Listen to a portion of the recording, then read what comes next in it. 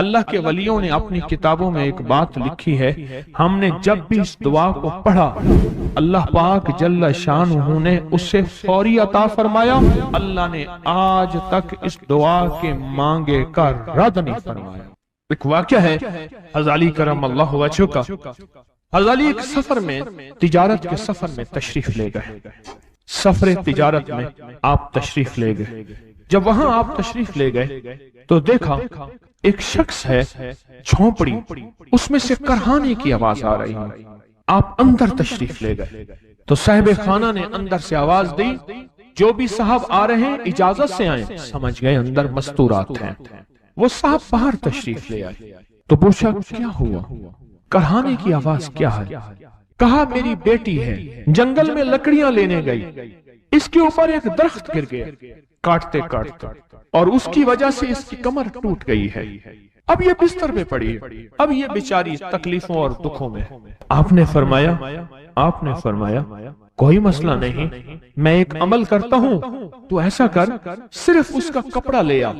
آپ نے اس کے کپڑے کو سامنے رکھا، اس کو کہا اس کو پکڑ، اور اس کی طرف یوں انگلی کی، اور یہ دعا جو اب ہم پڑھنے لگے ہیں، بس یہ دعا پڑھی، اور صرف چند بار ہی پڑھتی اندر آوازیں خاموش ہو گئیں، چپ ہو گئے۔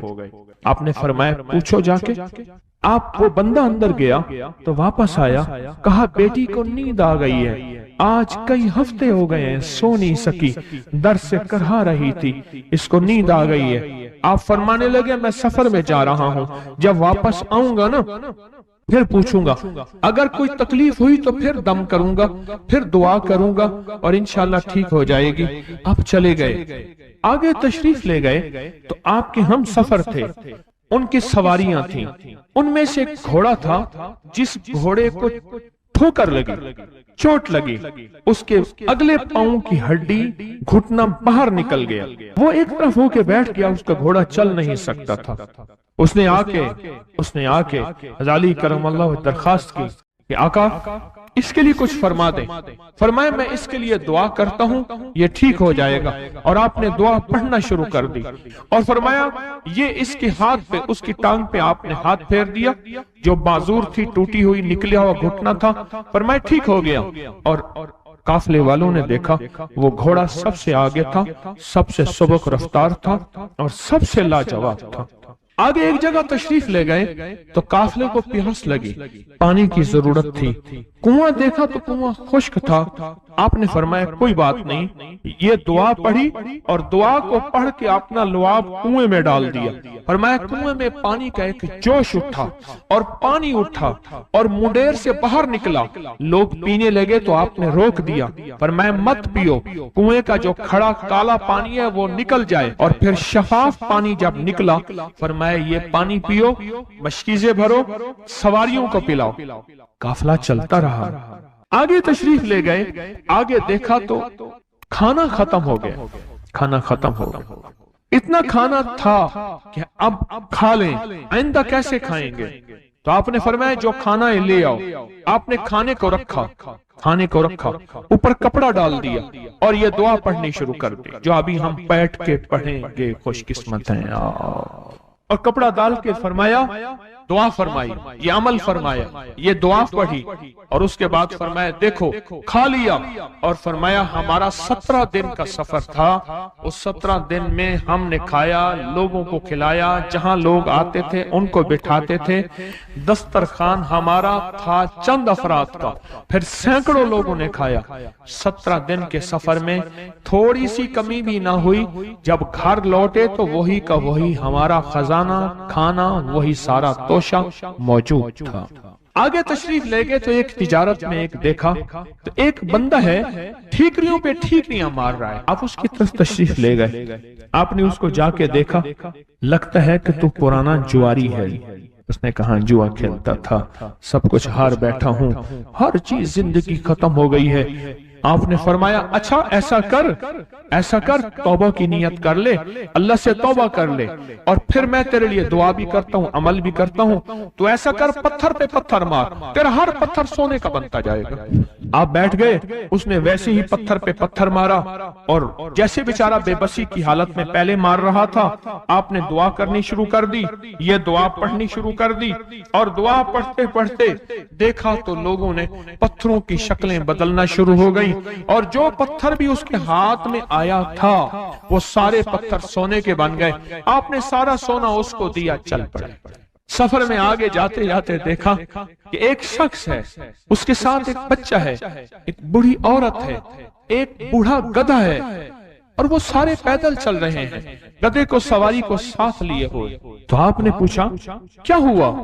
انہوں نے کہا ایک سانپ ہے جو اس گدھے کے پہ مسلط ہے، وہ سامنے بیٹھا ہے، وہ نیچے نہیں اتر رہا، ہم نے مارنے کی کوشش کی ہے، اس کی پھنکار سے عصا جل جاتا ہے، اور جلا ہوا عصا دکھایا، ڈنڈا جلا ہوا دکھایا کہ ایک پھنکار سے ڈنڈا جل جاتا ہے، وہ مسلط ہے گدھے پہ، ہم پیدل چل رہے ہیں، منزل پہ ہے، سانپ مسلط ہے، اس کا کوئی حل نہیں۔ آپ نے فرمایا اس گدھے کو اس جھاڑی سے، اس درخت سے باندھ دو، اور باندھ کے آپ قبلہ رخ ہوئے اور یہ دعا پڑھنی شروع کر دی، اور فرمایا پھر دوسرے رخ ہوئے اور یہ دعا پڑھنی شروع کر دی، اور تیسرے رخ ہوئے، اور دعا پڑھنے کے بعد آپ نے اس سانپ پہ پھونک مارا، سانپ چونٹی بن کے چھلانگ لگائی اور غائب ہو گیا۔ تو انہوں نے پوچھا آقا یہ کیا تھا؟ فرمایا یہ تمہارے اوپر ایک دشمن جن مسلط تھا جو کہ تمہاری جانوں اور عزتوں کا لٹیرا تھا۔ آخرکار آپ کے غلام نے آپ سے پوچھا آقا اگر آپ یہ دعا ہمیں سکھا دیں، چشمہ فیض سے گر ایک اشارہ ہو جائے، چشمہ فیض سے گر ایک اشارہ ہو جائے، لطف ہو آپ کا اور کام ہمارا ہو جائے۔ آئیں بسم اللہ کر کے اس دعا کو پہلے سنتے ہیں۔ یا وہاب حبلی من نعمت الدنیا والآخرہ انک انت الوہاب۔ اللہ کے ولیوں نے اپنی کتابوں میں ایک بات لکھی ہے، ہم نے جب بھی اس دعا کو پڑھا اللہ پاک جل شانہ نے اسے فوری عطا فرمایا، ورنہ اس کے نسبت عطا فرمائی، اور ورنہ چند لمحوں میں عطا فرمایا، ورنہ چند دنوں میں۔ اللہ نے آج تک اس دعا کے مانگے کا رد نہیں فرمایا۔ ریس کی وسعت کے لیے جو میں بتاتا ہوں کہ بندہ ہے 129 دن اور 129 دفعہ سورۃ کوثر پڑھ اور پھر آنکھوں سے رب کی طاقت کے جلوے دیکھ۔ 129 دن اور 129 بار۔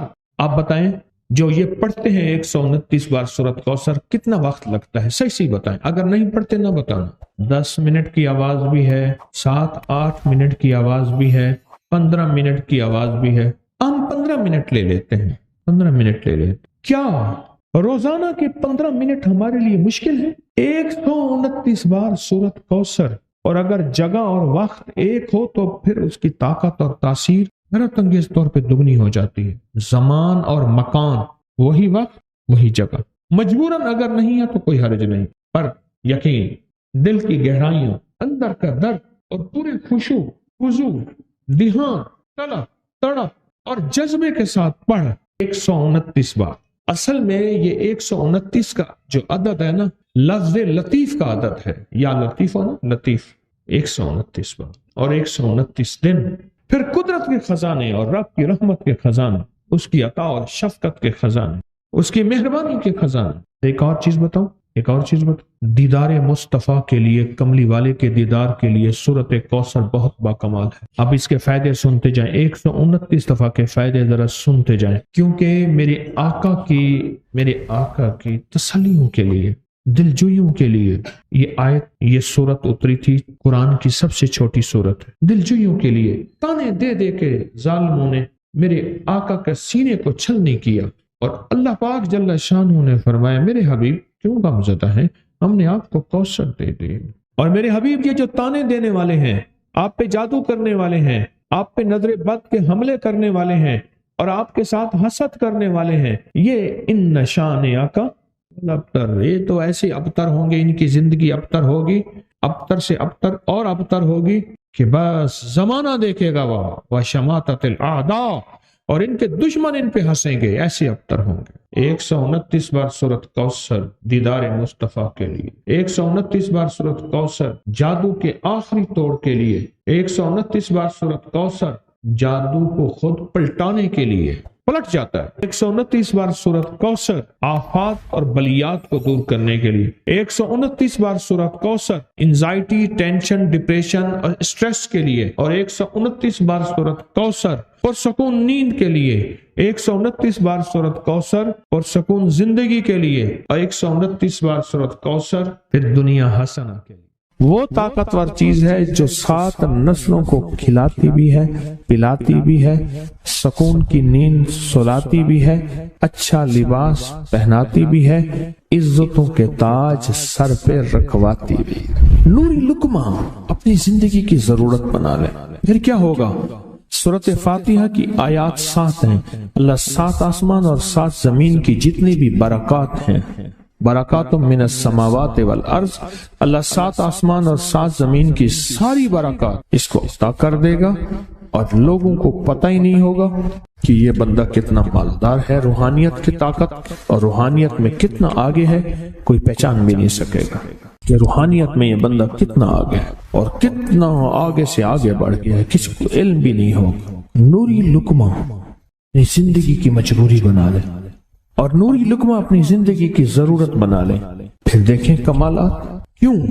فرمائے جو سارے قرآن میں ہے، جو سارے قرآن میں ہے، جو سارے قرآن میں ہے، آنکھیں کھل جائیں۔ یہ سورۃ فاتحہ نماز کھانے کے دوران پڑھنے والا یہ اہل نظر میں ہے، اس کی نظر وسیع ہو جاتی ہے، یہ اہل کشف ہوتے ہیں، ان کی دل کی آنکھیں کھل جاتی ہیں، یہ فرشتوں کو دیکھتے ہیں، یہ انسانوں کے دلوں میں جھانک لیتے ہیں، یہ کائنات کے راز پڑھ لیتے ہیں، کائنات کے راز پڑھ لیتے ہیں۔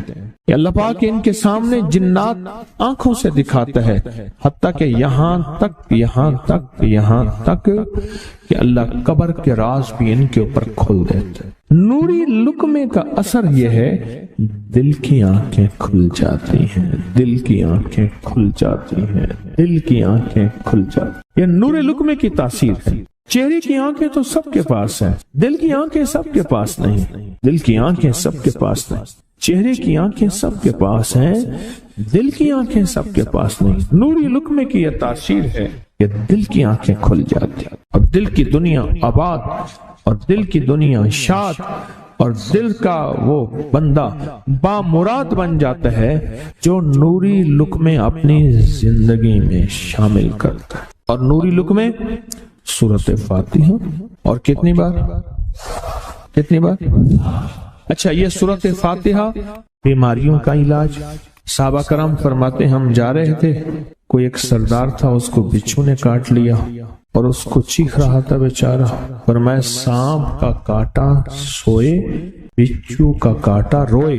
میرے پاس ایک سانپ کا کاٹا آیا تھا، غنودگی میں تھا، وہ بہت غنودگی میں سے سوتا تھا، اور میں نے کہا اس کو سونے نہ دے، خیال نہ کیا انہوں نے، ادھر سے ہٹا تو بندہ ختم ہو گیا، سانپ کا کاٹا تھا۔ ہمارے ایک والد صاحب رحمۃ اللہ علیہ کے تھے، ملک عبد الرحمن ڈوڈی، وہ لائے تھے، تو کہنے لگے اس بچھو کے کاٹے کا علاج، صحابہ کرام نے 7 بار سورۃ فاتحہ پڑھ کے اس پہ دم کر، اور وہ ٹھیک ہو گیا۔ اور میں جب سورۃ فاتحہ عرشوں سے زمین پہ آئی، نازل ہوئی، ایک گونج اٹھی، ایک آواز آئی، اور میں اللہ سے آج وہ چیز زمانے پہ زمین پہ نازل کی ہے جو اس سے پہلے کبھی آئی نہیں تھی، اور جو اس کے بعد کبھی آئے گی نہیں۔ اس سے پہلے کبھی آئی نہیں تھی، اس کے بعد کبھی آئے گی۔ اور جب سورۃ فاتحہ نازل ہوئی، شیطان رویا، پیٹا، اپنا سر پہ راکھ ڈالی، اور اتنا شور کیا کہ کاش کہ یہ سورۃ فاتحہ آئی ہے، اور اگر آئی ہے تو واپس چلی جائے، اگر واپس نہیں گئی تو کسی کی زبان پہ نہ جائے، یعنی کوئی اس کو پڑھ نہ سکے، اگر پڑھے تو اس کا یقین نہ ملے۔ یقین سے پڑھنے والے کی دنیا بھی، آخرت بھی، رزق بھی، عزت بھی، صحت بھی، تمنگری بھی، بادشاہت بھی، خوشیاں خوشحالیاں بھی یقین سے پڑھنے والے کو ملتی ہیں۔ اور اس لیے آج بھی شیطان سورت فاتحہ سے لرزتا ہے کہ سورت فاتحہ پڑھنے سے جنات اور شیاطین ایسے دور ہوتے ہیں، ایسے کہ میلوں دور چلے جاتے ہیں اور اس بندے سے خوف زدہ ہوتے ہیں جو سورت فاتحہ پڑھتا ہے۔ کھانے کے دوران اس کی حکمت کیا ہے؟ انسان کھانے کے دوران مشغول ہوتا ہے، کھانے کی لذتوں میں کھویا ہوا ہوتا ہے، اور اگر بھوک بہت زیادہ ہو بھوک بہت زیادہ ہو تو پھر تو ہوش نہیں ہوتا، پھر ہوش ہی نہیں ہوتا اگر بھوک بہت زیادہ ہو۔ اب اسی دوران جس طرح سنیں غور سے، بڑی میں عجیب بات بتا رہا ہوں، حضرت امام جعفر صادق سلام اللہ رضوان اللہ تعالی علیہ مجمعین اللہ کے ولی تھے، ولایت کے تاجدار تھے، سرداروں کے سردار تھے، اولیاء کے سردار تھے۔ میں بازار میں جاتے تھے، جا کے پھر واپس آ جاتے تھے، پھر جاتے کچھ نہیں خریدتے تھے۔ کسی نے پوچھا اب کیوں جاتے ہیں؟ فرمایا 2 وعدے لینے، کیا میں جا کے بازار میں ہر بندے کو سلام کرتا ہوں، وہ سلام کا جواب دیتے ہیں، اور کیا پتا کسی کے سلام کا جواب ایسا ہو جو اللہ کے ہاں مقبول بھی ہو، محبوب بھی ہو۔ اور پھر فرمایا بازار میں جاتا ہوں اور جا کے بازار میں جاتا ہوں اور جا کے بازار کی دعا پڑھتا ہوں۔ فرمایا جو چوتھا کلمہ گھر میں پڑھے گا اس کو 10 نیکیاں ملیں گی، اور جو بازار میں پڑھے گا کتنی نیکیاں ملیں گی؟ 10 لاکھ نیکیاں ملیں گی۔ فرمایا میں 10 لاکھ نیکیاں کمانے کے لیے جاتا ہوں۔ آل رسول کی محبتیں، عبادتوں کا حرص دیکھیں، ہمیں مال کا حرص، انہیں اعمال کا حرص۔ وہی دعا، وہی چوتھا کلمہ گھر میں پڑھیں، 10 نیکی ہیں، بازار میں پڑھیں کیونکہ وہ ہر بندہ مشغول ہے، دنیا میں، مال میں، چیزوں میں، بھاؤ تاؤ میں لگا ہوا ہے، وہی بازار میں پڑھیں تو 10 لاکھ نیکیاں۔ اسی طرح کھانے کے دوران جب لذت ہے، کھانے کے دوران ذائقہ ہے، اور کھانے کے دوران لذت اور ذائقے میں اگر کوئی بندہ سورت فاتحہ پڑھ لے تو اللہ کہتا ہے تو ان لذتوں میں مجھے نہ بھولا، ان کھانے کی چیزوں میں مجھے نہ بھولا، ان ساری کیفیتوں میں مجھے نہ بھولا۔ اللہ خوش ہوتا ہے، اور پھر اللہ جل شانہ اسے 7 آسمان اور 7 زمین کی برکتیں حوالے کر دیتا ہے، اور جس کے پاس 7 آسمان 7 زمین کی برکتیں ہوں، یہ ساری عبادتیں کھانے کے دوران کوئی معنی نہیں رکھتی، پھر ایسی سمیٹ کے اللہ کائنات کو اسے دے دیتا ہے۔ نوری لقمے کی تلاش کریں، نوری لقمہ زندگی میں لے آئیں، بڑی خوشحال زندگی گزرے گی، بہت لاجواب زندگی گزرے گی۔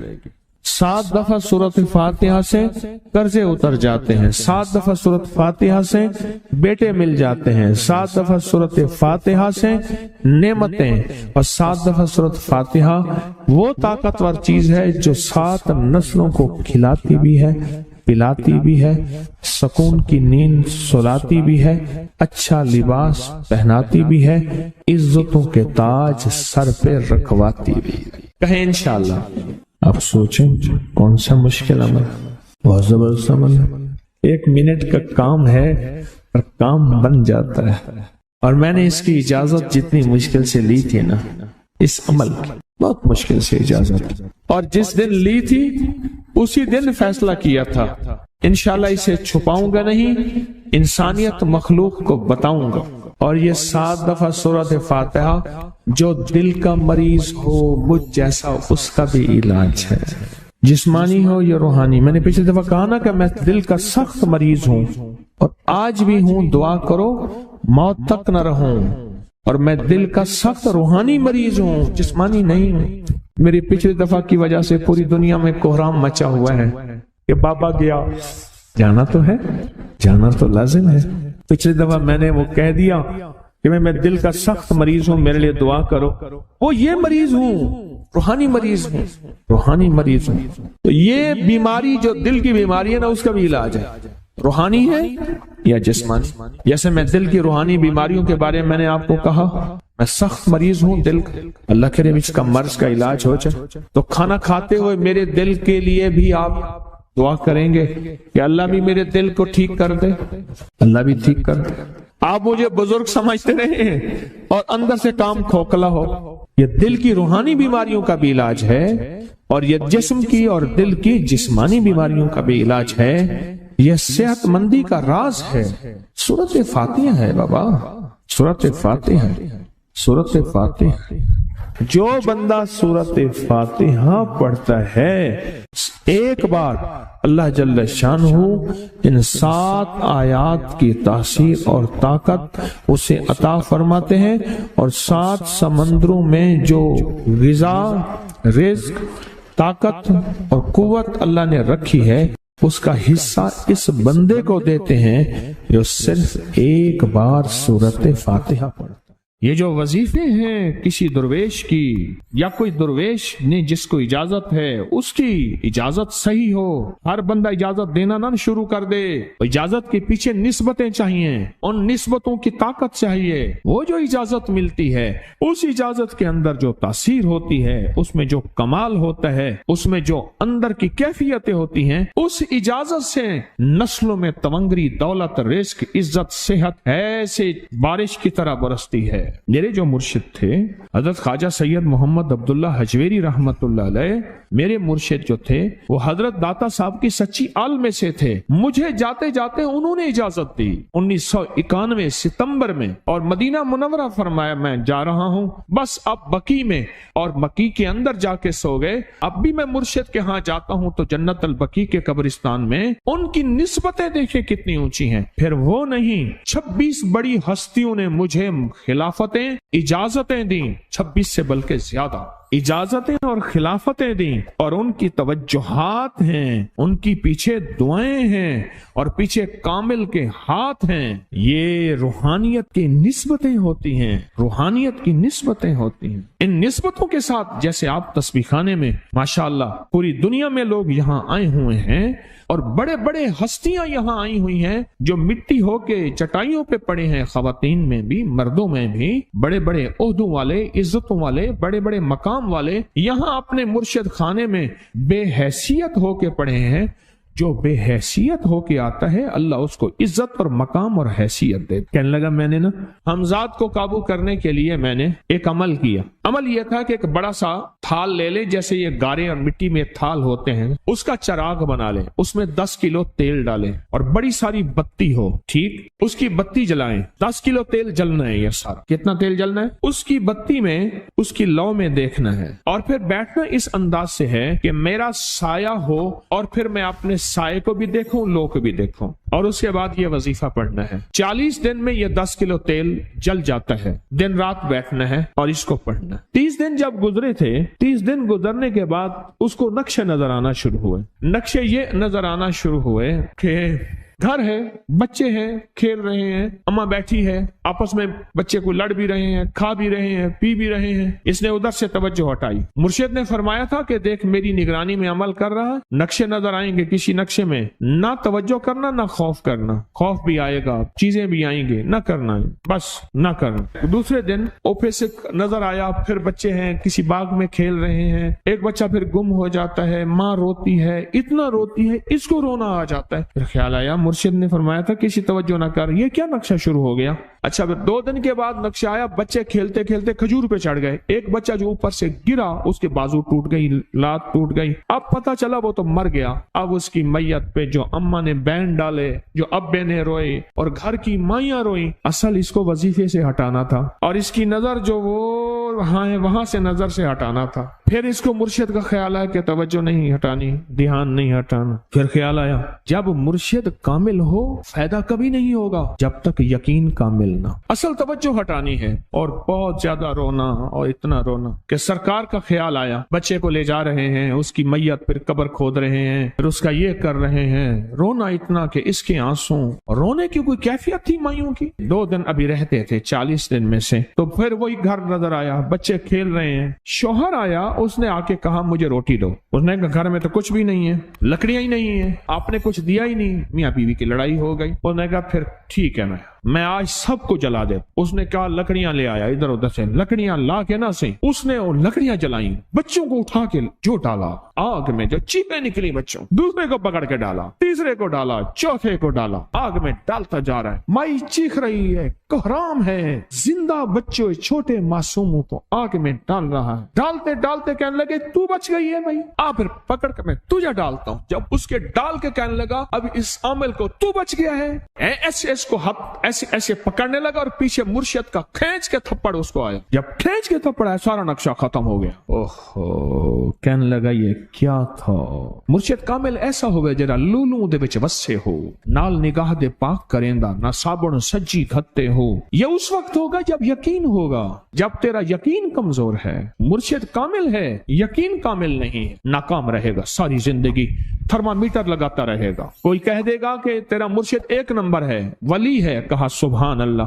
कोई कह देगा 2 नंबर है, कहे तौबा तौबा। सारी उम्र इसी जिंदगी में रहेगा, कभी नहीं पा सकेगा। 40 दिन के बाद मुर्शिद की खिदमत में हाजिर हुआ और सारे नक्शे बताए। फरमाया ना बताओ, हम देख रहे थे। अल्लामा फखरुद्दीन राजी रहमतुल्लाह अलैह का मशहूर वाक़या है, मुरीद जो है आपका सैकड़ों मील दूर, और वो मुरीद वो था जो सारी उम्र अल्लाह के वजूद को कहता रहा कि अल्लाह के वजूद को ना मानने वाले कहते थे कोई अल्लाह नहीं है, कहाँ है दिखाओ, हर चीज खुद ब खुद बन गई है, खुद ब खुद खत्म हो जाएगी। उनके पास 100 दलीलें थी।